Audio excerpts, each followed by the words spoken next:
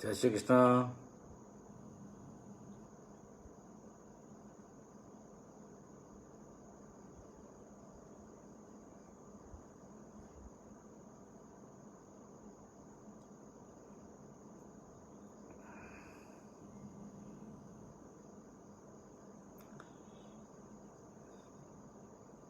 सभी परिजन जल्दी जल्दी जुड़ जाएं। प्रणाम भाई साहब, जय श्री कृष्ण।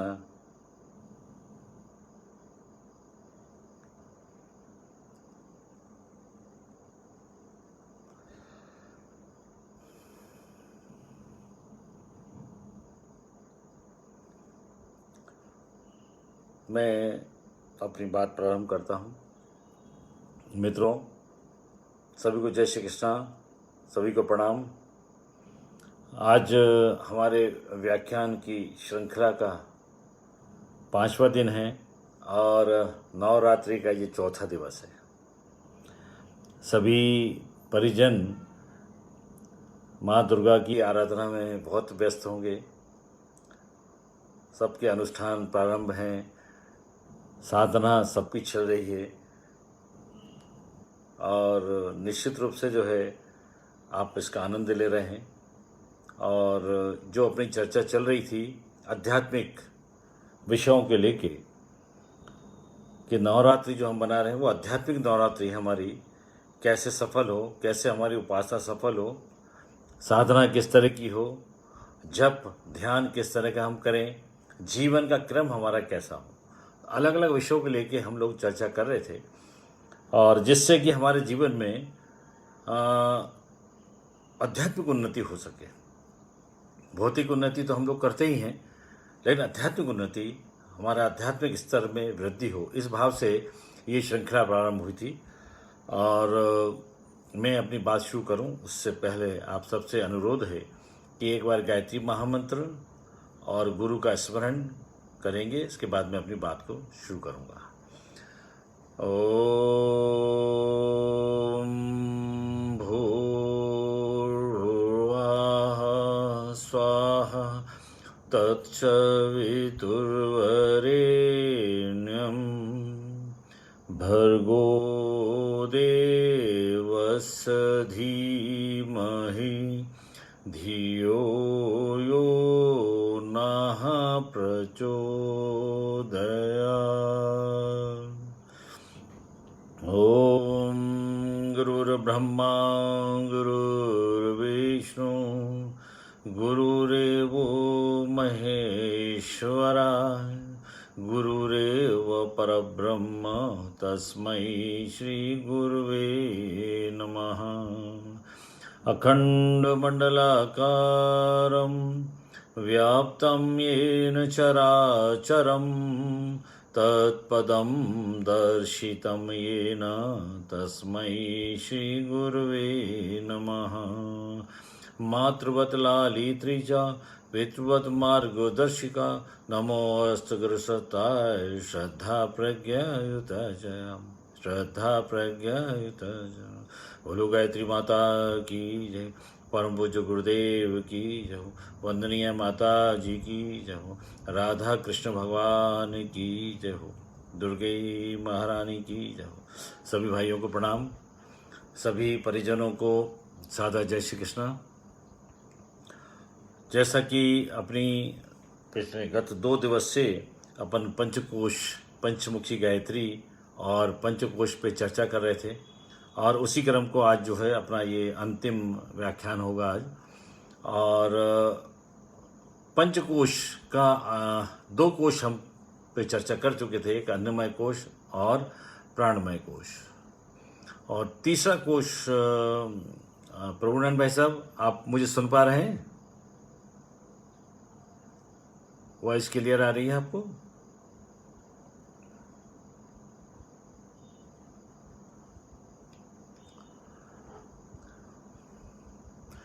यहाँ पर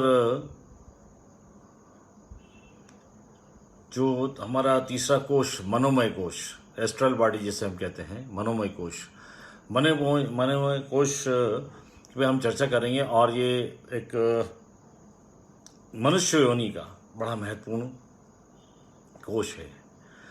यूँ तो एक इंसान का जन्म 84 लाख योनियों के बाद होता है। मानव योनि बड़ी दुर्लभ योनि है और 84 लाख योनियों के बाद एक मनुष्य का जन्म होता है, मानव का जन्म होता है। और मानव का जन्म 84 लाख योनि के बाद आता है, तो ये जन्म जो है निश्चित रूप से बहुत शक्तियाँ लेकर आता है और एक महत्वपूर्ण प्रयोजन से आता है। ये भगवान का राजकुमार है। एक इंसान जो है राजकुमार है, एक नारी है और राजकुमारी है। भगवान ने इसको भेजा है और अपनी सृष्टि को बहुत उत्कृष्ट बनाने के लिए भेजा है आपको। इतनी लाखों 84 लाख योनियों के बाद जब इंसान का जन्म होता है, तो जन्म ऐसे खाने पीने मौज मस्ती के लिए नहीं है। इसको आदमी को समझना चाहिए। और मानव योनि में चेतना बड़ी समर्थ होती है। चेतना बड़ी समर्थ होती है। चेतना समर्थ का मतलब बड़े बड़े काम कर सकता है इंसान।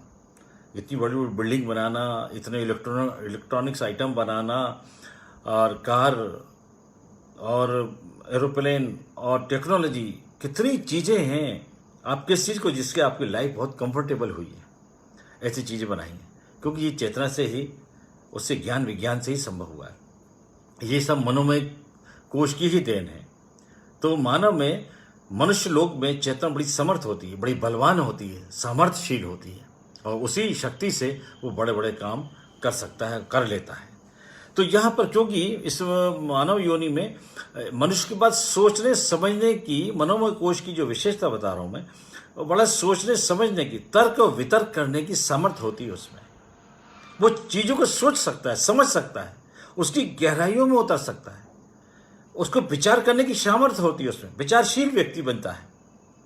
तो जब ऐसा व्यक्ति होता है तो मनोमय कोश के माध्यम से, इस मनोमय कोश को हम जो ईश्वर ने हमको दिया है, हम उससे कई गुना इसको बढ़ा भी सकते हैं। इसकी सामर्थ्य को, इसके ज्ञान को हम बढ़ा सकते हैं, अपने विचारों को पैना कर सकते हैं, अपने ज्ञान के स्तर को हम कई ऊंचे स्तर पर, कई स्टेप हम ऊपर ले जा सकते हैं। अब आपको जो ईश्वर जो देता है वो तो ठीक है, क्योंकि मनुष्य की जो हमें योनि मिली है, मनुष्य का जो हमें जन्म मिल हुआ है, और उसमें दो चीज़ों का बड़ा योगदान होता है।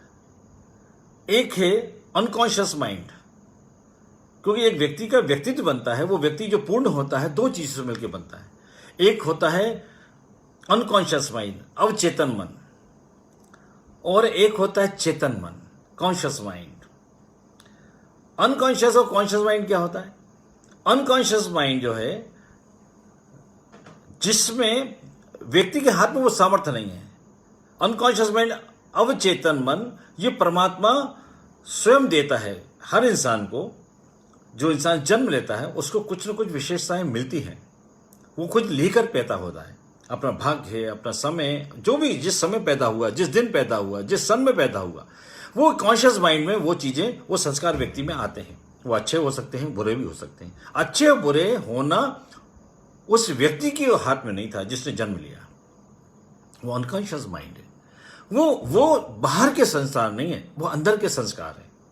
वो जो लेकर हुआ, वो भाग्य लेके आया है, गुण लेके आया है, अवगुण लेके आया है। क्या लाया, ये उसके पास ही है, ईश्वर ने उसको दिए हैं। ये अवचेतन मन है उसका, और ये उसके हाथ में, इंसान के हाथ में नहीं है। ये भीतरी संस्कार होते हैं।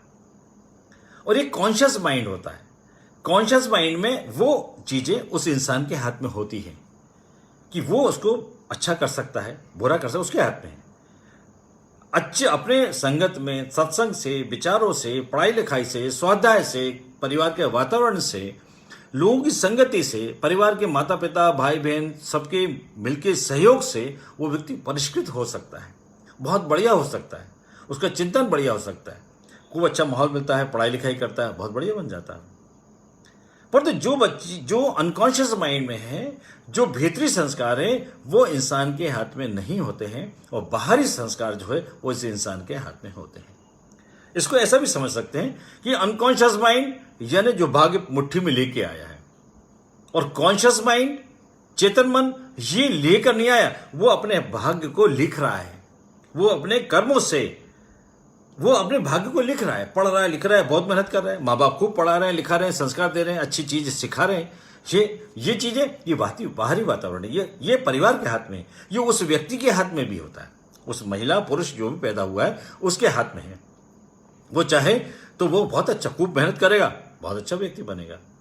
तो अनकॉन्शियस माइंड और कॉन्शियस माइंड, अवचेतन मन और चेतन मन, भीतरी मन और बाहरी मन, भीतरी वातावरण और बाहरी वातावरण, इन दोनों से व्यक्ति का व्यक्तित्व बनता है।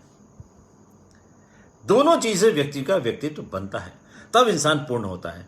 अब जैसे फॉर एग्जाम्पल, जैसे बच्ची एक बच्चा पैदा हुआ और अनकॉन्शियस माइंड में जब पैदा हुआ तो बहुत ही सद्गुणी पैदा हुआ है, बहुत ही होनहार बालक पैदा हुआ है।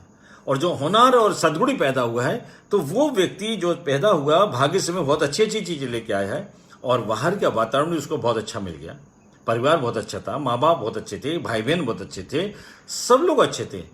और तो उसको सत्संग है, उसका वातावरण है, उसकी लालन पालन है, उसकी शिक्षा दीक्षा है, सब बहुत बढ़िया हुई है।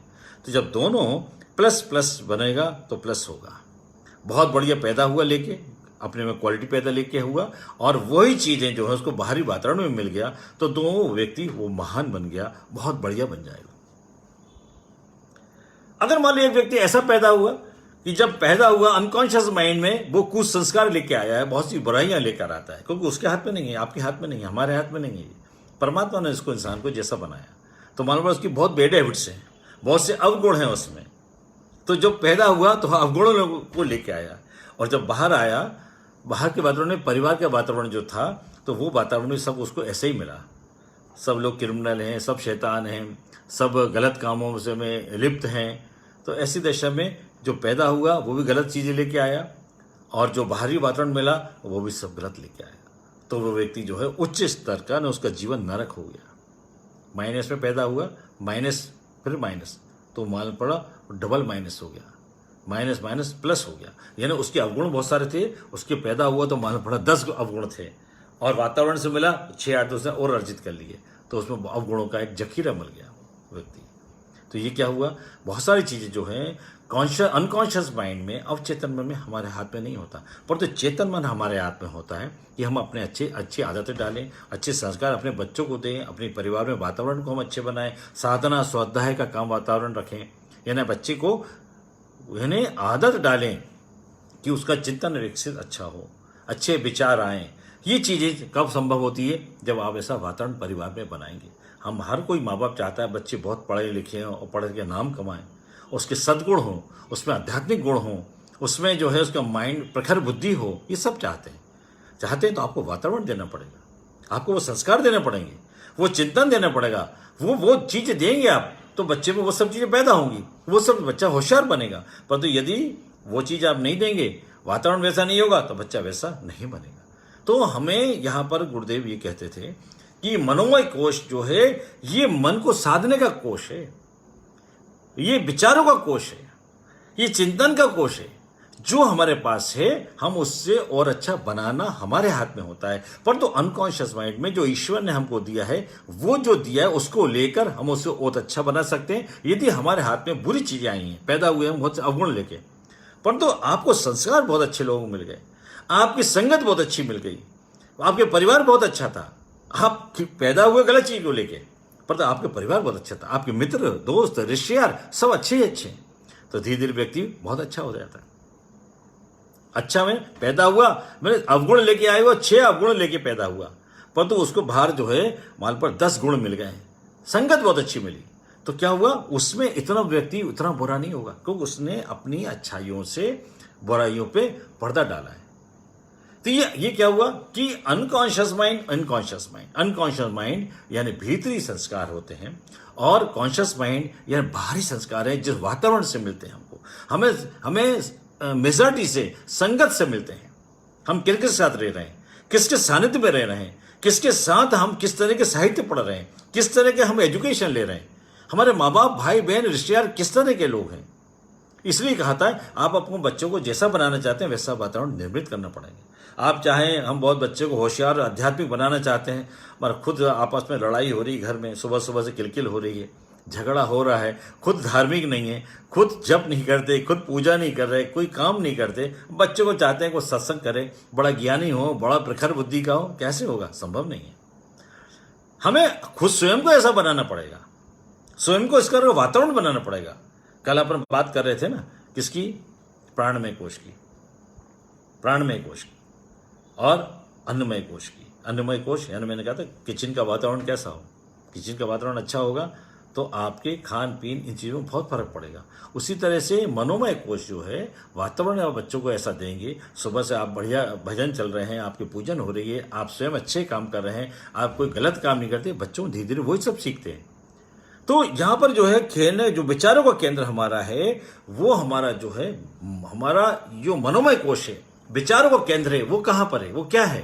वो जो है ये आज्ञा चक्र है, ये मनोमय कोश का स्थान है, ये आज्ञा चक्र है और सारे विचारों का खेल यहीं पर है। और विचारों से मैंने आपको पहले ही बताया था, ये बात अक्सर रिपीट करता हूं, मैं आज भी कह रहा हूं, ना तलवार से ना हथियार से दुनिया बदलेगी विचारों से। हमें विचारों को तरोताजा रखना पड़ेगा। गुरुदेव कहते थे विचारों की साधना करना चाहिए, विचारों की साधना करना चाहिए। विचार को साधना यानी कैसे? विचारों को तरोताजा, विचारों को प्रखर बुद्धि कैसे होगी, विचार अच्छे कैसे आएंगे? वो आएंगे आपके सत्संग से, वो आएंगे आपके किताबों को पढ़ने से, वो आपके आएंगे स्टडी करने से, चाहे वो कोर्स की किताबें हों, चाहे वो आपके आध्यात्मिक किताब हों। दोनों का समन्वय स्थापित करना पड़ेगा आपको। समन्वय स्थापित करने का तो गुरुदेव कहते थे, यहां तक कहते थे कि अगर कभी पूजा करना, कभी किसी कारण से पूजा ना कर पाओ ना करो, परंतु स्वाध्याय रोज करें। स्वाध्याय गुरुदेव ने स्वयं 10 लाख पेज पढ़ा है। इतना पढ़ते हैं, जब पढ़ेगा व्यक्ति तो विचार तो आते हैं, और जब विचार आते हैं, जैसे विचार होते हैं ना, जो पढ़ते हैं वही विचार मन में आते हैं, और जो विचार आते हैं वैसा आदमी चिंतन करता है, और जैसा चिंतन करता है वैसा उसकी आदत बनती है, वैसे सोच बनती है, वैसी उसकी आदत बनती है, और जैसी आदत होती है वैसे उसके संस्कार बनते हैं, और जैसे संस्कार होते हैं वैसा ही उसका चरित्र होता है, और जैसा चरित्र होता है वैसा परिवार समाज बनता है। तो मित्रों, यहाँ पर गुरुदेव ने बहुत जोर दिया है कि आदमी को स्वाध्याय करना चाहिए, अच्छी पुस्तकों को, जिससे हम पूजा रोज बैठते हैं आधा घंटा के लिए, 1 घंटा पूजा करते हैं, ध्यान करते हैं, जप करते हैं, हमको 15 मिनट किताबों को पढ़ना चाहिए। किताबों को पढ़ने से हमारे मन में विचार आते हैं, किताबों को पढ़ने से हमारे तर्क शक्ति विकसित होती है, किताबों को पढ़ने से ज्ञान का स्तर हमारा बहुत बढ़ता है, और जब ज्ञान बढ़ता है तो जीवन के प्रति बहुत गहराइयों में हम उतरते हैं। हमें बहुत सारी चीज़ों का, हमें जब ज्ञान होता है, ज्ञान का स्तर बढ़ता है, तो बहुत सारी चीज़ें आमूलचूल परिवर्तन व्यक्ति के, कहते हैं ना, गुरुजी ने कहा ना, व्यक्ति के उसका धर्म मत बदलो, उसके विचार को बदल दो। किसी व्यक्ति के धर्म को मत बदलो, उसके विचारों को बदल दो। विचारों को बदल लोगे, और विचारशील व्यक्ति सिर्फ मनुष्य ही है जो विचारशील है, क्योंकि उसके बाद 3 कोश हैं, मनोमय कोश है। मनोमय कोश है, मन को गुरुदेव कहते थे मन को साधो, मन के जीते जीत, मन के जीते जीत और मन के हारे हार। अगर आपने किसी चीज को मन से हार गए, पहले ही युद्ध से पहले ही हार गए, आप मन में सोच लिया, हार हो गई आपकी। पर तो आपने जीतने की सोचते हैं, जीवटता आपने है, आगे बढ़ाते हैं, क्योंकि आपके विचार हैं पॉजिटिव है कि नेगेटिव है, आप क्या सोचते हैं उसके बारे में हमेशा, क्योंकि विचारों से ही व्यक्ति जो है आगे बढ़ता है, विचारों से ही जो है नीचे आता है। विचार उसके नेगेटिव है तो वो नेगेटिविटी उसके मन में भरती है, वो एक रोग है, एक बीमारी है। और विचार उसके बड़े प्रखर हैं, बुद्धि बहुत अच्छी है, और अच्छी चीजें अच्छे सानिध्य में, अच्छे साहित्य को स्वाध्याय करता है, अच्छे वातावरण में रहता है। जैसे भगवान के पास हम बैठते हैं, क्या मिलता है? भगवान के पास बैठते तो हमें क्या मिलता है? जिसका ध्यान करते हैं, जिसका हम जप करते हैं, जिसके पास हम बैठते हैं, हम उसके जैसे बनते हैं। अक्सर देखो, जब भगवान का बैठोगे तो भगवान का वैसा चिंतन, वैसा विचार होता है। आप जो मंत्र पढ़ते हैं, वो मंत्र पढ़ने से बार बार रिपीट होते हैं, वैसे विचार आपके मन में आते हैं, और वैसा ही आप फिर करते हैं। आपके सब ईश्वर की कृपा इसलिए होती है क्योंकि आप वो रोज बैठ रहे हैं, आप सूर्य का ध्यान कर रहे हैं, सूर्य की जैसी प्रखरता आप में आ रही है। आप जो है किताब पढ़ते हैं, गुरुजी ने कहा ना, मैंने कल आपको बताया था, ये जो साहित्य होता है, ये साहित्य जो है मामूली चीज नहीं है। गुरुदेव कहते हैं मैंने 65 वर्ष जो तप किया है, उसकी शक्ति को जो मैंने पाया सब साहित्य में सींचा है। इसलिए कहते हैं पढ़ना चाहिए, और पढ़ने से विचार आते हैं। तो कुछ चीजें तो हम जो पैदा हुए हैं वो भाग्य से आई है, और कुछ चीजें हमारे हाथ में होती है, बाहरी वातावरण हमारे हाथ में होता है, व्यक्ति विचारशील बन सकता है, व्यक्ति सोच सकता है, व्यक्ति चिंतन करता है, और चिंतन विचारों से, विचारों की बुद्धि से, प्रखर बुद्धि से तो आज बड़े बड़े काम हो रहे हैं। इतने डॉक्टर बन रहे हैं, इंजीनियर बन रहे हैं, प्रोफेसर हैं, समाज के राजनेता हैं, दुनिया के लोग हैं। अगर आपका चिंतन अच्छी, चिंतन प्रणाली बहुत अच्छी है आपकी, बड़ा पॉजिटिव सोचते हैं, और पॉजिटिव सोचते हैं यानी कैसे सोच, विचार कहाँ से आएंगे? तो उसने कहा विचारों को स्वाध्याय से आते हैं। विचार कहाँ से आते हैं? स्वाध्याय से आते हैं। एक बार मैं एक छोटी सी कहानी आपको बताता हूँ कि एक व्यक्ति पूरे शहर में, वो डाकू के नाम से प्रसिद्ध था, और बड़ा डाकू था, बड़ा अत्याचारी था। हर एक की चीज़ें, उनकी दौलत, प्रॉपर्टी, हर एक से कहता था आधी तो मुझे दो, आधी तुम्हारी रहेगी। तो इस दिशा में अब डरते मारे, डरता व्यक्ति क्या ना करता। हर व्यक्ति सोचता है चलो भाई ठीक है, जो कुछ तुमको करना है, जैसे आप 50 लाख रुपए का पैसा है भाई, ये 25 उसको दे दो, 25 अपने पास रखो। और डाकू का काम यही था कि लोगों की आधी दौलत जो है वो हड़पता था, और लोग दे भी देते थे, भाई मजबूरी थी, डरता व्यक्ति यही करता था। तो ऐसी दिशा में एक बार एक सेठ जी के नंबर आया कि भाई उसको कहा कि इतने पैसे दो। आप सेठ जी बड़े बड़े परेशान बनिया आदमी थे, और उनके मन में आया कि ठीक है, देना तो पड़ेगा ही पैसा। तो उसने डाकू से कहा देखो भाई, एक काम करते तुम आधी दौलत मांगते हो मुझसे, मैं आधी क्या, मैं तुम्हें पूरी दे देता हूँ, पूरी दौलत मैं तुमको देने को तैयार हूँ, लेकिन एक मेरी शर्त है। तो उन्होंने क्या शर्त है? कि ना आपको मैं कुछ पुस्तकें दे रहा हूँ, इन पुस्तकों को आप 1 माह तक पढ़ के दिखा दें मुझे। अगर आप 1 माह तक पढ़ेंगे तो ये आधी दौलत नहीं, मैं पूरी दौलत दे दूंगा। तो डाकू ने कहा ये तो बड़ा अच्छा सौदा है। सेठ बहुत पैसे वाला आदमी था, नगर सेठ था। तो ऐसी दिशा में उसने कहा ठीक है, मंजूर है, मैं तैयार है। तैयार हो गया वो, कहना ठीक है, मैं आपके एक मकान में पूरा बंद कमरे में खाने की पीने की सारी व्यवस्था आपको कर दूंगा, आपको आवास है, और आपको कुछ किताबें दे रहा हूं, इन किताबों को आप पढ़िए। 1 महीना आपका हो जाएगा तो मैं आधी दौलत नहीं, पूरी दौलत के मैं संन्यास ले लूंगा और आपकी दौलत दे दूंगा। तो वो डाकू ने कहा बड़ा बढ़िया, ये तो अच्छी तरीका है, सेठ बहुत पैसे वाला आदमी है। तैयार हो गए। तो ऐसी दशा में वो 1 माह तक, कितने दिन हो गए, 15 दिन हो गए, 20 दिन हो गए, 25 दिन। सेठ जी ने कहा 25 दिन हो गए। तो उन्होंने सोचा यार ये तो अभी आधी दौलत जा रही थी, अब तो पूरी ही देना पड़ेगी, क्योंकि उसने इतने दिन बराबर किताबों के स्वाध्याय में निकाल दिए। तो जब 25 दिन हो गए, 26 हो गए, 27 हो गए, 30वें दिन आया, तो अब सेठ जी ने कहा अब तो मेरी दौलत जाएगी, मुझे देना ही पड़ेगा। तो 30वें दिन जब उन्होंने दरवाज़ा खोला और उस डाकू से मिलने अंदर जब गए, तो मालूम पड़ा डाकू ने एक चिट्ठी लिखी उनको, सेठ जी। और सेठ जी को चिट्ठी लिख के कहा कि मैं सेठ जी, मैं आपका आभारी हूँ कि आपने मुझे ऐसी पुस्तकें दी जिसके पढ़ने से मुझे वो ज्ञान मिला कि मैं क्या कर रहा था, कितने लोगों की मैंने जान ले ली, कितने लोगों का ऐसा मैंने पैसा हड़पा जिसमें मेरा अधिकार नहीं था। ऐसी दशा में उसने वो लिखा, और उसने उस सेठ जी के प्रति आभार व्यक्त किया, और पीछे के दरवाजे से वो चला गया।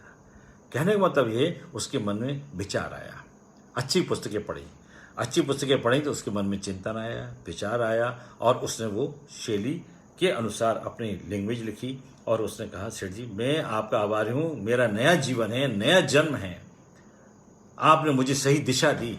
दिशा किसने दी? साहित्य ने दी। साहित्य पढ़ा तो मन में विचार आया।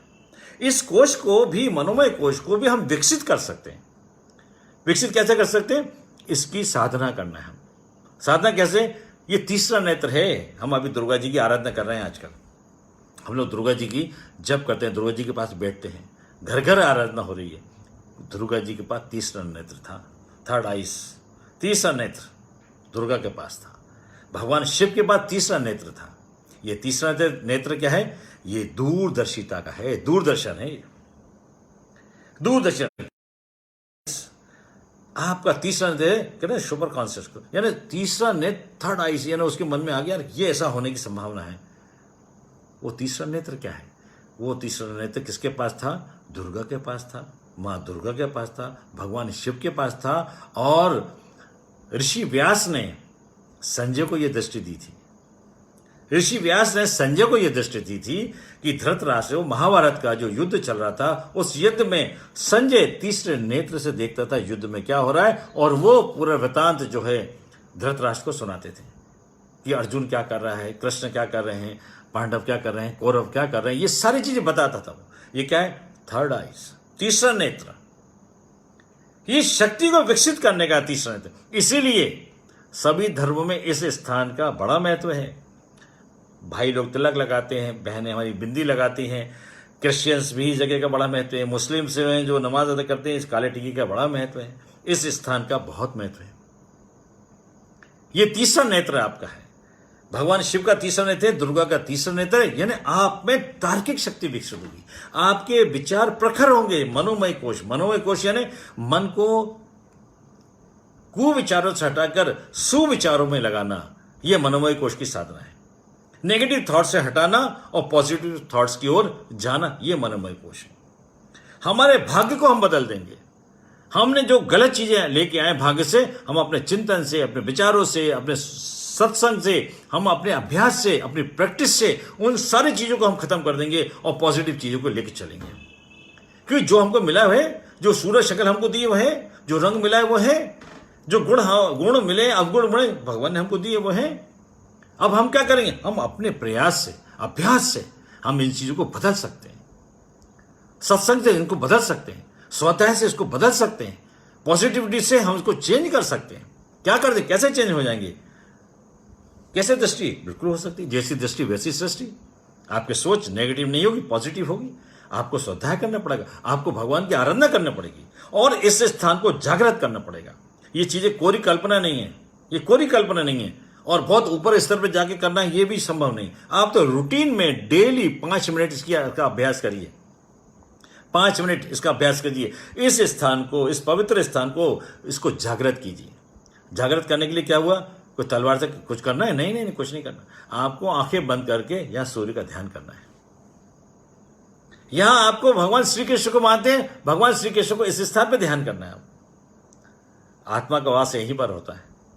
जब व्यक्ति मरता है, आप सभी जानते हैं कपालभाति होती है, कपाल क्रिया होती है। कपाल क्रिया होती है तो अंत में उसकी जो शरीर को जला दिया जाता है, लास्ट में कपाल क्रिया होती है। इस कपाल को, क्योंकि आत्मा यहीं से निकलती है बाहर, पवित्र आत्मा यहीं से निकलती बाहर, ये भाव होता है उसके पीछे। कहने का मतलब मेरा आपके ये हमारा विचारों का केंद्र है। विचारों के केंद्र को तरोताजा रखना हमारा कर्तव्य है। यदि हम आगे बढ़ना चाहते हैं, उत्कृष्टता की ओर जाना चाहते हैं, आध्यात्मिक स्तर को ऊंचा करना चाहते हैं, हम अपने एजुकेशन लेवल को ऊपर हाई करना चाहते हैं, बुद्धि को प्रखर करना चाहते हैं, तार्किक बुद्धि को विकसित करना चाहते हैं, तो ये सब के लिए हमें इस विचारों की सेवा करना पड़ेगी। जिस चीज की सेवा करोगे वो वैसा मेवा मिलेगा। तो ये जो मैं कह रहा हूं आपसे कि व्यक्ति को विचारशील होना चाहिए। विचारशील व्यक्ति जो होता है वो समझदार होता है। गुरुदेव एक जगह लिखते हैं, आचार्य श्री राम शर्मा, बड़ा अच्छा लिखा है, उनका सद्वाक्य है, उसमें स्टिकर भी है, स्लोगन है कि विचारशील व्यक्ति, विवेकानंद ने भी कहा कि व्यक्ति को विचारशील होना चाहिए। विचारशील व्यक्ति बड़ा समझदार होता है। समझदार व्यक्ति ईमानदार होता है। जो समझदार होता है वो ईमानदार होता है, और जो ईमानदार होता है वो जिम्मेदार होता है, और जो जिम्मेदार होता है वो बहादुर होता है। ये छोटे से 4 शब्द मामूली शब्द नहीं। व्यक्ति को विचारशील होना चाहिए। विचारशील व्यक्ति क्या होता है? अच्छे रास्ते पे चलता है, ईमानदारी के रास्ते पे चलता है। वो समझदार है ना, समझदारी का उपयोग कर रहा है। समझदार है इसलिए ईमानदार है, ईमानदार है इसलिए जिम्मेदार है। ये काम मेरी ड्यूटी, ये मुझे करना है। This work I have to do, ये मुझे करना है, ये मेरा दायित्व है। ये आपने कोई सौंपा किसी को, नहीं मैं करूंगा साहब, ये मेरी जिम्मेदारी है। जो जिम्मेदारी लेगा वही तो आगे बढ़ेगा। जो जिम्मेदारी लेगा वही बहादुर होगा, वो अभिनंदन का पात्र होगा। कहने का मतलब मेरा ये है, ये विचारों के केंद्र है, दूरदर्शिता है, विवेकशीलता है, तर्क प्रखरता है, ये विकसित होगी। कभी कभी कहते हैं ना, हम छोटे थे तो हमारे पिताश्री भी और हमारे भाई वगैरह, हम लोग जो वातावरण मिलता था, हमारे टीचर्स सब बताते थे कि व्यक्ति को पेपर पढ़ना चाहिए, एडिटोरियल पढ़ो, किताबों को पढ़ो, उससे क्या तर्क शक्ति विकसित होगी। कल 4 लोगों में यदि बातचीत करोगे तो आपको तर्कों को रखना पड़ेगा, बात को रखना पड़ेगा, अपनी बात को रखना पड़ेगा। आपको बात कैसे रखोगे? जिन लोगों में, जो बच्चे पढ़ते हैं कॉलेज में, स्कूल में, जिन्हें टीचर ने कोई क्वेश्चन किया यदि आता है तो वो आई कांटेक्ट भी करते हैं, सीधे सामने देखते हैं, और नहीं आता तो नीचे मुंडी करके बैठते हैं कि टीचर से आई कांटेक्ट ना हो जाए, हमसे क्वेश्चन ना पूछ लें। ये क्या है? ये बचता है व्यक्ति, और एक व्यक्ति फेस करता है। नॉलेज होता है तो कॉन्फिडेंस होता है। तो ये कॉन्फिडेंस कब आएगा? हम जब मनोमय कोश की साधना करेंगे। मनोमय कोश की साधना करेंगे। मनोमय कोश जो है ये एक ऐसा कोश है कि मन को हम अच्छे कामों में जब लगाएंगे भगवान श्री कृष्ण ने गीता में कहा है, मन, नियंत्रित मन अमृत के समान है और अनियंत्रित मन विष के समान है।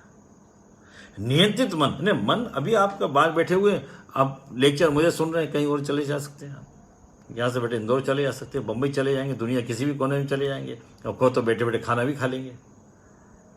सुननी तो बात है आपको क्या मन को तो ले आना है कि भूख लग रही है, ये खा, ये ऐसा हो रहा है, बस मन को वहां ले आए। मन की गति बहुत तेज होती है, मन को नियंत्रित करना पड़ता है, मन को नियंत्रित करना पड़ता है। और मन कैसे नियंत्रित होगा?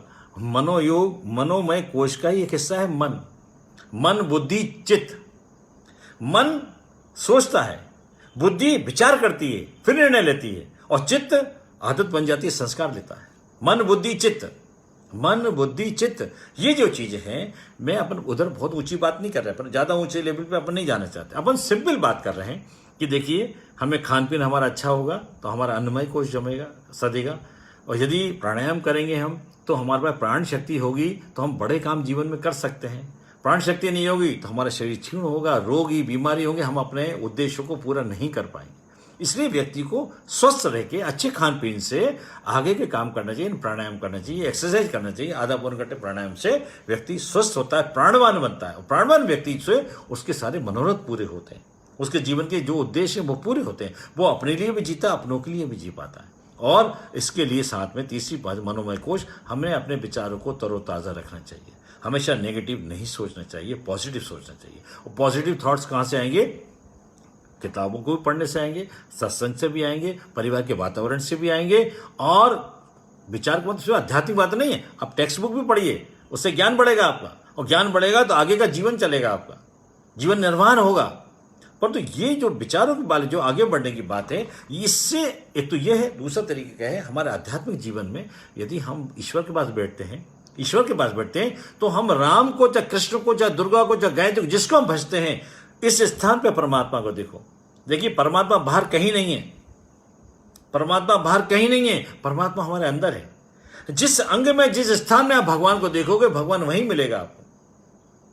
अभी बात कर रहा हूं मैं कौन सा? तीसरा स्थान जो है, कल मैंने एक स्थान बताया था आपको, नाभि। एक स्थान बताया था मैंने आपका नाभि, दूसरा स्थान बताया था मैंने आपको जो हमारे कुंडली का स्थान होता है, जो हमारे गुप्तांग हैं उनके बीचों बीच है दूसरा स्थान। और तीसरा स्थान जो हमारा मनोमय कोश है, ये मन को स्थिर करने का तरीका है, विचारों को पैना करने का तरीका है। यहाँ सूर्य का ध्यान करेंगे, यहाँ आप कृष्ण का ध्यान करेंगे, यहाँ भगवान श्री राम का ध्यान करेंगे, यहाँ माता दुर्गा का ध्यान करेंगे, तो दुर्गा की तरह तीसरी शक्ति, तीसरा नेत्र आपका भी विकसित होगा। संजय की तरह वो दृष्टि आपकी भी विकसित होगी। भगवान शिव की तरह तीसरा नेत्र आपका भी विकसित होगा। वो नेत्र यानी प्रखरता, वो नेत्र विकसित करने मतलब तार्किक शक्ति, वो नेत्र विकसित करने का मतलब दूरदर्शिता। दूरदर्शिता है, दूरदर्शन है, दूर की बात आप सोच पा रहे हैं, कल क्या होगा सोच रहे हैं, उसके बाद एनालिसिस कर रहे हैं। यही तो आपको जीवन में चाहिए, और क्या चाहिए?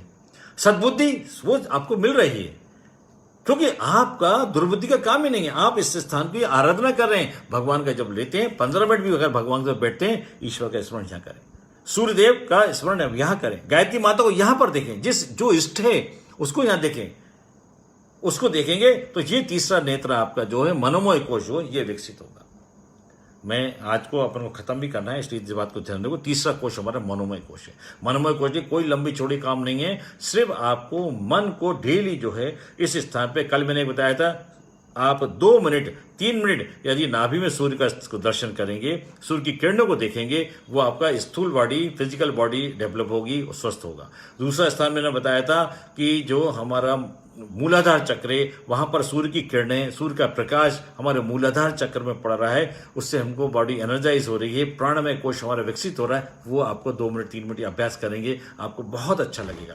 तीसरा चीज, मनोमय कोश हमेशा जब भी जप करें, ध्यान करें, आंख बंद करके भगवान का ध्यान करें, इस जगह ध्यान करें। ये तीसरा नेत्र है, यहाँ के विचार आपके प्रखर होंगे, बुद्धि प्रखर होगी और आपकी पॉजिटिविटी बढ़ेगी आपके अंदर। सूर्य से जब ध्यान करेंगे तो नेगेटिव थॉट्स खत्म होंगे, कुविचार दूर होंगे, सुविचार आएंगे, अच्छे थॉट्स आएंगे। अच्छे थॉट्स आने ही तो समस्या, जीवन की सबसे बड़ा वरदान यदि कोई है तो पॉजिटिव थॉट्स, अच्छे विचार, अच्छा चिंतन, तार्किक शक्ति, दूरदर्शन, विवेकशीलता, ये इसी से आती है। ये मनोमय कोश की ही साधना है। ये कोई लंबे चौड़ा असंभव वाली चीज कुछ नहीं है। आपको थोड़ा थोड़ा समय निकाल के आपको ये करना है, तो ये मनोमय कोश हो जाएगा। चौथा कोश हमारा जो है वो है विज्ञानमय कोश। ये विचारों की शक्ति है। विचार किसी भी तरह के उथल पुथल पैदा कर सकते हैं। मतलब विचारों से भी ज्यादा पावरफुल यदि कोई शक्ति है तो भाव संवेदना की होती है। भावनात्मक जो शरीर हमारा होता है, चौथा शरीर, उसकी शक्ति होती है। विचार शक्ति से ज्यादा भाव शक्ति होती है। विचार से भी ज्यादा पावरफुल यदि कोई चीज होती है तो भाव शक्ति होती है। यानी आपकी भाव संवेदनाएं कैसे जगती हैं, ये चौथा शरीर है जिसे कहते हैं विज्ञानमय कोश। जब व्यक्ति और गहराई में उतरता है, विचारों के माध्यम से, तार्किक शक्ति के माध्यम से अपने हृदय में सूर्य का ध्यान करता है, अपने हृदय में भगवान को बिठाता है। यानी हृदय, कहते हैं ना, दिमाग से नहीं दिल से बात करो। एक चीज दिमाग से बहुत एफिन अपना फायदा, ये फायदा सब देखता है दिमाग से यानी विचारों से।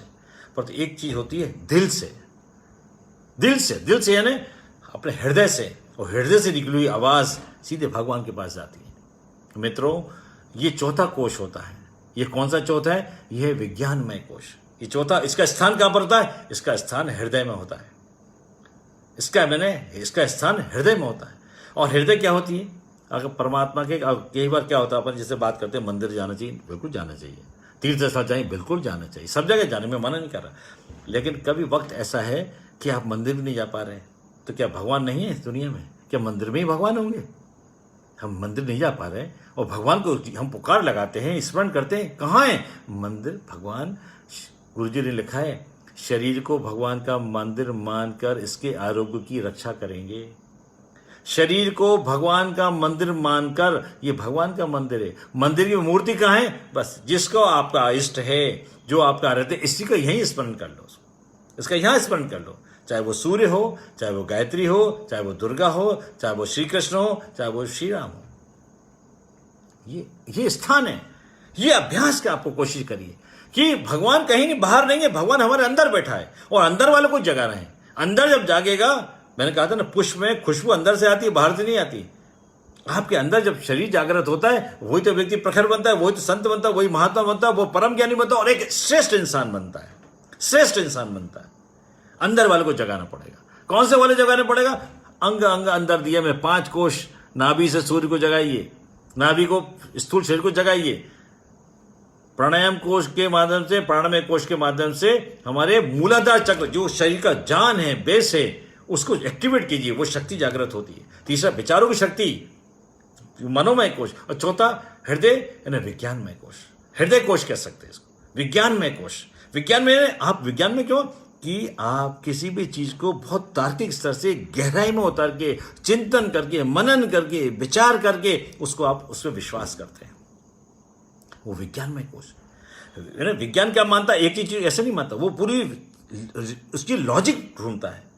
आप भी वेदों में उतरते हैं, स्वाध्याय करते हैं, ईश्वर की आराधना करते हैं, आप पे कुरीतियां आपसे दूर होती हैं, दुष्चिंतन दूर होते हैं और फिजूल की बातें आपसे दूर होती हैं। अच्छी सात्विक विचार है, चीजों गहराई में समझते हैं, हम अध्यात्म की गहराई में उतरते हैं। वो इसलिए विज्ञान है, विज्ञानमय कोश कहलाता है। तार्किक शक्ति विकसित होती है और उसमें ये तर्क जो है निर्मल और निश्चल मन बनता है।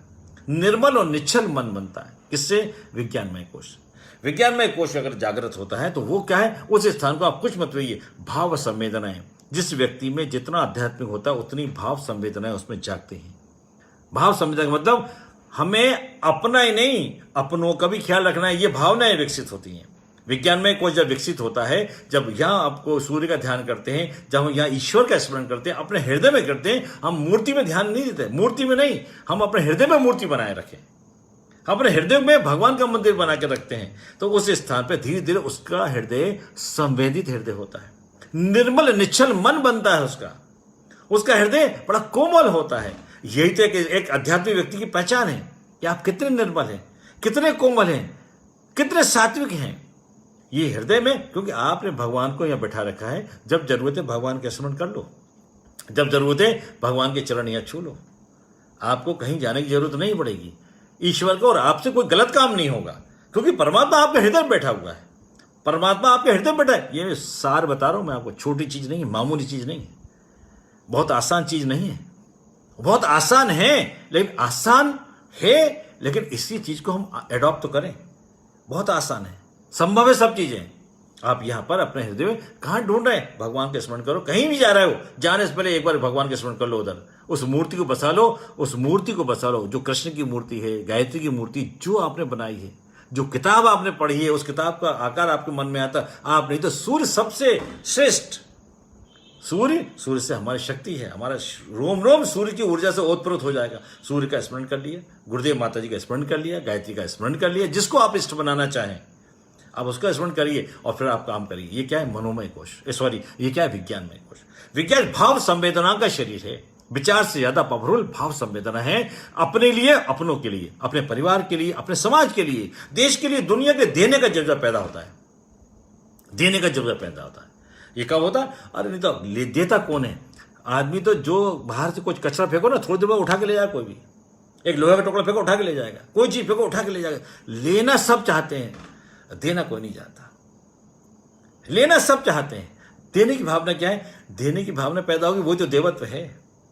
वो आपका शरीर कौन सा विकसित होगा? जब आप में विज्ञान में कोश विकसित होता है तो देने की प्रवृत्ति आती है। दुनिया अपनी नजर आती है, दुनिया के लोग अपने नजर आते हैं। न धर्म से, न जात से, न ऊंच से, न नीच से, सबको क्या दे सकते हैं, किसी की हम क्या मदद कर सकते हैं। Back to family, back to nature, back to society, back to nation, back to world. जो प्रकृति से हमने सब लिया है उसको लौटाओ। कब लौटाएंगे? जब हमारे हृदय पवित्र होगा, जब हमारा विज्ञान में कोश विकसित होगा तो हम देने की प्रवृत्ति आएगी। वो देवत्व जागता है और देने की प्रवृत्ति जब विकसित आती है, ये हमारा कोश जो हम क्या करें, ये विकसित हो सकती है। यस हो सकती है। क्या करो? आपको रोज पूजा करते हो, मैंने आपको बताया 3-3 मिनट के क्रम, 3 मिनट यहां पर हृदय में आप सूर्य का ध्यान कर लीजिए। आप भगवान श्री कृष्ण को मानते हैं, यहां पर भगवान श्री कृष्ण की मूर्ति है, उनके चरणों का ध्यान कर लीजिए। ऐसा रोज करिए 3 मिनट। वहां श्री कृष्ण भगवान बैठे हुए हैं, पर 3 मिनट करिए। मैं कह रहा हूं चलते हुए सफर कर रहे हो तो भी बैठे बैठे कर लोगे तो आपकी पूजा सार्थक हो जाएगी। 4 घंटे पूजा की जगह आप 15 मिनट, आधा घंटा भगवान से बातचीत हो जाएगी आपकी। आपका चिंतन देखिए, आपका जीवन तरीका, जीने का तरीका देखिए। आप शरीर जागृत होने लगेगा। ये कोई तंत्र नहीं है, कोई मंत्र नहीं है, ये भावनाएं हैं। विचार आपके लिए, विचार अच्छे विचारों से आपने क्या हुआ? अपने भाव संवेदना से अपने शरीर को विकसित कर लिया। परमात्मा आपकी दया है, आपकी कृपा है, हमें मनुष्य का जीवन मिला है। आपकी कृपा है कि आज हमें 2 आंख हैं, 2 हाथ हैं, पैर हैं, सब लोग दाल रोटी खा रहे हैं, बच्चे परिवार में रह रहे हैं। ये ईश्वर की आपकी कृपा है। अब हम क्या कर सकते हैं आपके लिए? क्या मदद कर सकते हैं? और जो बनता है वो करिए। देने की प्रवृत्ति विकसित होती है, भाव संवेदना का शरीर होता है। दर्द, चोट किसी को लगी और दर्द आप महसूस करते हैं। चोट किसी को लगी, दर्द आप, क्योंकि आपका दर्द ये नहीं है कोई बीमारी हो, कोविड हम तो बिल्कुल बंद बैठे नहीं। हम क्या मदद कर सकते हैं? हाँ, अपने लेवल पे देखिए। मैं नहीं कह रहा कि कोविड वालों के बीच में चले जाइए, लेकिन कहीं ना कहीं कुछ मदद कर सकते हैं। क्या आपके पास पैसा है? क्या मदद कर सकते हैं? क्या आपके पास ज्ञान है? क्या मदद कर सकते हैं समाज की? आप अपने लेवल पे देख लीजिए। गायत्री परिवार को देखिए। आप हर व्यक्ति, दैनिक गुरुदेव ने कहा ना, साधना अपनी, उपासना भगवान की, आराधना समाज की। समाज के लिए दो, कुछ देना चाहिए। ये देने की प्रवृत्ति कब होती है? जब हमारा विज्ञानमय कोश विकसित होता है। और अंत में जो 5वां कोश होता है वो कहते हैं आनंदमय कोश। 5वां कोश होता है आनंदमय कोश। आनंदमय कोश का स्थान क्या है? विज्ञान में ये है। यहां पे क्या करना है? सूर्य का ध्यान करना है। आपको भगवान की मूर्ति यहीं बिठानी है। मूर्ति नहीं है तो आप सूर्य का ध्यान, या धरती का ध्यान कर लीजिए, या चंद्रमा का ध्यान कर लीजिए। जिसकी आपकी मर्जी हो, जिसका ध्यान करेगा उसके जैसे बनोगे। तो 5वां स्थान जो है वो है आनंदमय कोश। देखिए, पहला कोश आपका आनंदमय कोश, खान पीन आपका अच्छा होगा। दूसरे कोश प्राणायाम, प्राणायाम से आपकी शक्ति बढ़ेगी। आप बड़ा बड़ा सोचोगे, बड़े संकल्प लोगे, ऊंचा सोचोगे अपने बच्चों के लिए, अपने लिए, समाज के लिए, देश के लिए, दुनिया के लिए। प्राणायाम की शक्ति से होगा। 15-20 मिनट का, आधा घंटे प्राणायाम। तीसरी चीज, आपको हमेशा अच्छे विचार रखना है। No negative, be positive. किताबों को पढ़िए, धार्मिक किताबों को पढ़िए, आध्यात्मिक किताब पढ़िए, पर्सनालिटी डेवलपमेंट क्लास किताबों को पढ़िए। बच्चे टेक्स्ट बुक पढ़ते हैं, उसके साथ थोड़ा चिंतन विकसित होगा कि ऐसा कुछ होगा कि विचार आपके जो है नेगेटिव नहीं होंगे, अच्छे होंगे। बस इसी की साधना का नाम तो बड़ा, यही तो एपीजे कलाम बनाएगा, ये तो आचार्य श्री राम शर्मा जी बनाएगा, ये तो धार्मिक बनाएगा, ये तो इंसान बनाएगा। इंसान बन गया, अच्छे विचारों का वो इंसान बन गया। और इंसान से ऊपर वाली जो दृष्टि होती है वो एक ऋषि की होती है, वो एक महात्मा की होती है, वो एक संत की होती है। वो समदृष्टि, संत यानी समदृष्टि, सबके प्रति अच्छा भाव, सबका कल्याण हो, ये भाव, ये चीज क्या है, ये भाव जो है ना हृदय में जब भगवान बैठते हैं, जब हमारा विज्ञान में कोश विकसित होता है, और जब विकसित होता है तो 5 वक्त आनंद, हर परिस्थिति में आनंद है। परेशानी है तो महसूस नहीं होगी कोई परेशानी, दुख है तो दुख भी आनंद है, खुशी है तो भी आनंद है। और जब जब ये सत्य हैं चारों कोश, तो 5 में आनंद ही आनंद होता है। हे परमात्मा, आपने हमें जीवन दिया, आपकी बड़ी कृपा है। वो ईश्वर को सानिध्य, वो ईश्वर का संरक्षण महसूस कर रहा है बस, और उसमें ऐसा परम आनंद है, परम लीन है, वो आपको बता नहीं सकते कि मैंने क्या, मुझे आनंद आ रहा है।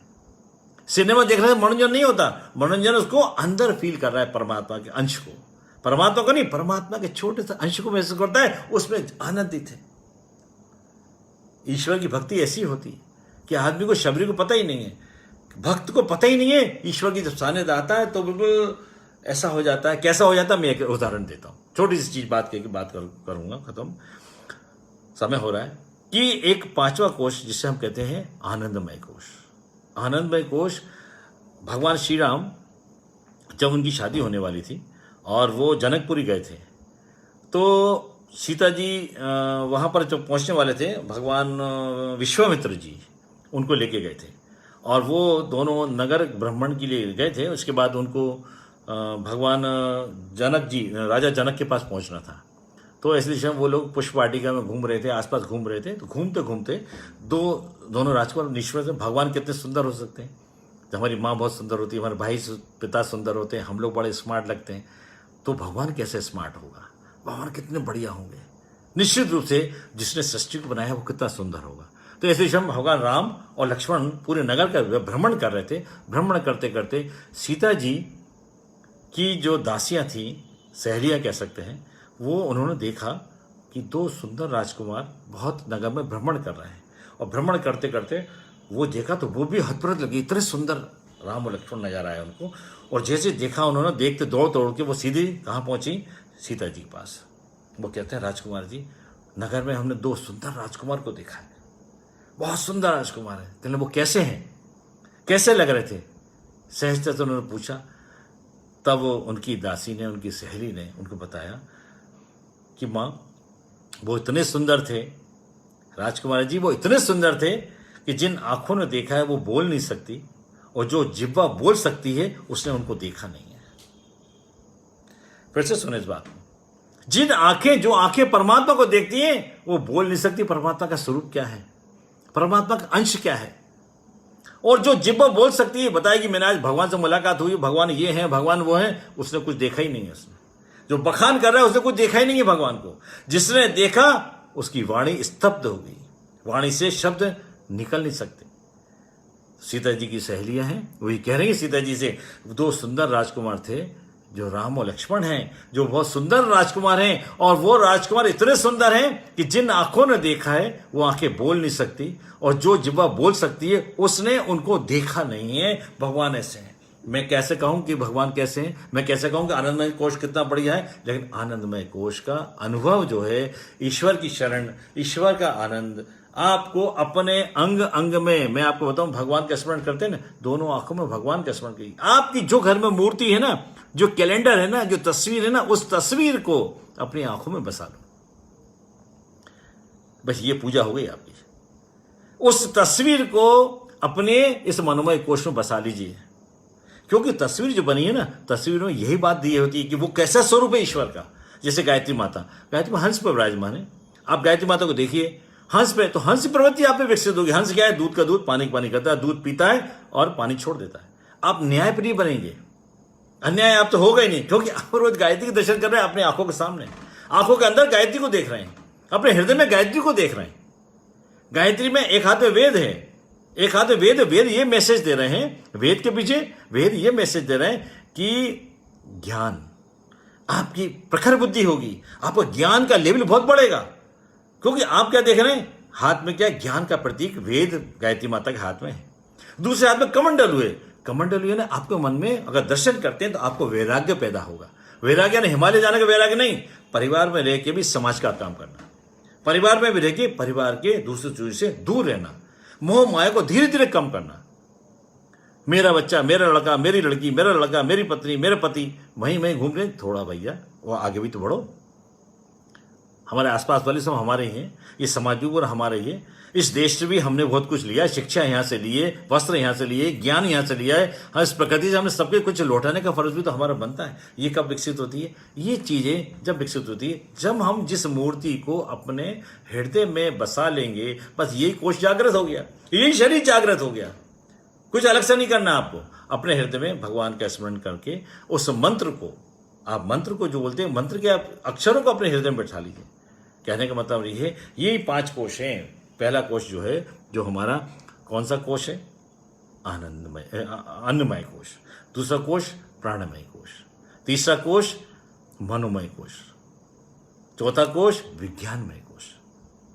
है ना? हृदय को पवित्र बनाना है, निर्मल बनाना है, निश्चल बनाना है। और इसको निर्मल निश्चल यानी भाव संवेदनाओं को जगाना है। भाव संवेदना कब जगती है? जब व्यक्ति जितना परिष्कृत हो जाता है, परिष्कृत हो जाता है। और जैसे जैसे परिष्कृत होता है, उसकी भाव संवेदना विकसित होती है। जब भाव संवेदना विकसित होती है तो उसको हर परिस्थिति में सुख और दुख दोनों में आनंद है। हर स्थिति में वो खुश है, हर परिस्थिति में खुश है। जो हुआ बहुत अच्छा, जो होगा बहुत अति उत्तम। नुकसान हुआ तो भी ठीक है, ईश्वर की जो इच्छा। बहुत फायदा हुआ, भगवान की बड़ी कृपा है भाई, हो गया। कहने बताओ, हर परिस्थिति में आनंद का अनुभव। जैसे ये पूरा क्रम है, जीवन है। हम लोग एक प्रकार से अपनी रोल अदा करने के लिए आए हुए, लेकिन जितना अच्छा रोल अदा करेंगे, जीवन हमारा उतना ही सफल बनेगा। जैसे कबड्डी होती है ना, कबड्डी खेलने आया, क्रिकेट खेलने आया, कोई गुजरात से आया, कोई महाराष्ट्र से आया, ऑल ओवर अलग अलग स्टेट से लोग आए, क्रिकेट खेल रहे हैं, कबड्डी खेल रहे हैं। खेलते खेलते बढ़िया, कोई गिरा भी, कोई चोट भी लग गई, किसी कपड़े फट गए, पर तो खेल खत्म हो गया। कोई पुरस्कृत हुआ, कोई पुरस्कृत नहीं हुआ, कोई जीता, कोई हारा। आखिर में क्या हुआ? सब अपने अपने घर चले गए। बस यही है, हर व्यक्ति अपना रोल अदा करने के लिए धरती पे आया है। अपने जीवन को धन्य बनाएंगे अपने आप को जागृत करके, अपने आप को सद्गुणी बनाकर, सद चिंतन से, सद विचारों से, निर्मलता से, निश्चलता से और ईश्वर के वास्तविक स्वरूप का स्मरण करके। परमात्मा अपने अंदर ही है, परमात्मा हमारे सत्कर्मों में है, परमात्मा हमारे सद चिंतन में है, परमात्मा हमारे सद विचारों में है, परमात्मा हमारे सोच में है। जैसा सोच बनाओगे वैसा हो। परमात्मा, रावण भी हमारी सोच में है और राम भी हमारी सोच में है। सोच को क्या राम के लायक बनाना चाहते हैं, क्या रावण के बनाना चाहते हैं? ये कोशिश जो है, कोई तांत्रिक विद्या नहीं है, कोई अकल्पनीय नहीं है, कोई असंभव चीज नहीं है। बस स्टेप बाय स्टेप इसको लेंगे तो जीवन आपको निश्चित रूप से जो है आपका बहुत ही अच्छा होगा। और वो जो दृष्टि संजय में दृष्टि थी, तीसरा नेत्र, जो दुर्गा का तीसरा नेत्र था, जो भगवान शिव का तीसरा नेत्र था, और भगवान का जैसे निर्मल निश्चल मन होता है, एक संत का जो निर्मल मन होता है, वो मन आपका बनेगा। निश्चित रूप से आप उत्कृष्ट व्यक्ति कहलाएंगे। और जब ये सब चीजें सदेंगी तो व्यक्ति जो है आनंद से, जब व्यक्ति दुनिया छोड़ेगा तो आनंद की अनुभूति होगी। उसने जो किया बहुत अच्छा किया, वो संतोष है, अपने जीवन से वो संतुष्ट है। मैं अपनी वाणी को विराम देता हूँ। भाइयों बहनों, निश्चित रूप से 5 मिनट ज़्यादा ही हो गए हैं। आपने मेरी बात को बड़े धैर्य से सुना होगा। और ये चीज़ें फिर मैं आपसे निवेदन कर रहा हूँ अंतिम, कि आप 2-2, 3-3 मिनट के अभ्यास करिए। आपकी पूजा पद्धति जो है वो सब करिए, परंतु ये क्रम करिए। और इसमें 2-2, 3-3 मिनट उन स्थानों में जो मैंने बताया ध्यान करेंगे, आपके शरीर वो एक्टिवेट होंगे। वो शरीर हैं 5 विचारों का शरीर। आदमी चला जाता है, उसके विचार जीवित रहते हैं। विवेकानंद चले गए पर उनके विचार आज भी हैं। 39 साल में महाप्राण हुआ था, परंतु 150 साल हो गए, 155 साल आज भी हम विवेकानंद को याद करते हैं। आचार्य श्री राम शर्मा को हम याद करते हैं। हम महात्मा गांधी को याद करते हैं, दुनिया को याद करते हैं, APJ कलाम को हम याद कर रहे हैं। क्यों? वो तो चला गया, शरीर चला गया, लेकिन विचार दे गया। विचार अभी हैं, यही मनोमय कोश है। वो अच्छी भावनाएं आपकी जो है वो कभी खत्म नहीं होने वाली। भाव संवेदनाएं कभी खत्म नहीं होंगी। इसलिए भाइयों बहनों, ये बड़ी महत्वपूर्ण चीज़ है, हमको आत्मसात करना चाहिए। वेदों का ज्ञान है जो मैंने आप सबसे किया। आपने मेरी बात को सुना, इसमें कोई गलती त्रुटि हो गई तो मैं क्षमा चाहता हूँ। ये ज्ञान वेदों का है और योग ऋषि परम पूज्य गुरुदेव के द्वारा लिखा गया है। और पंचकोश पर उन्होंने बहुत अच्छी व्याख्या की है। आप साहित्य लेंगे, उसको पढ़ेंगे, और पढ़ने के बाद भी आपको करना तो आत्मसात ही है, तो इसकी सार्थकता है, नहीं तो नहीं। मैं अपनी वाणी को विराम देता हूँ। ओम शांति ही शांति ही शांति। जय श्री कृष्ण।